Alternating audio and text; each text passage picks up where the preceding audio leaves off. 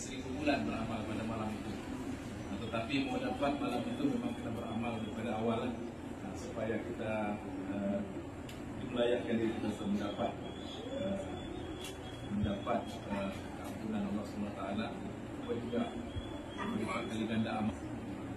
Jadi kita ni tetapi yang akan memudahkan urusan kita untuk sampai pada rahmat Allah SWT itu adalah amal kebaikan Al-Quran.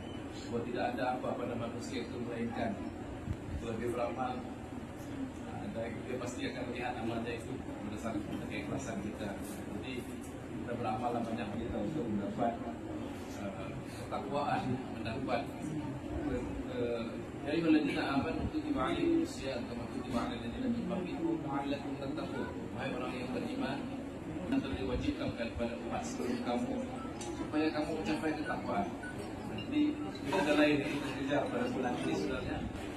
Dan majlis-majlis seperti ini kita adakan supaya memudahkan kita. Islam ini memang kalau siapa yang hadir salat Jumaat setiap minggu ketakwaan. Tetap bertakwa kerana bulan ini sisi Allah SWT dijadikan dia penghulu segala bulan, dan pada balasan pahala kebaikan yang lebih jauh. Pada satu segi dia juga dalam madrasah seperti bulan ini meningkatkan amal ibadat kita supaya kita lebih bertakwa kepada Allah SWT. Dan saya ingat ucapan ini tidak boleh terlalu panjang. Jadi saya nampak ada juga surau dan banyak ustaz yang datang dan memperingatkan. Dan itu satu yang sangat mendapatkan dunia, kita dapatkan akhirat, kita dapatkan ilmu. Man arada dunia fa'alaihi bil ilm, man arada al-akhirah fa'alaihi bil ilm, man arada huma fa'alaihi bil ilm. Di dunia ini kan ada ilmu. Mau mendapat kejayaan di akhirat, kan dapat ilmu, kan ada ilmu. Dan kalau mau berjaya dunia dan rajin-rajinkan untuk mendapatkan ilmu supaya meningkatkan amal ibadat kita, keberkesanan amal ibadat kita itu.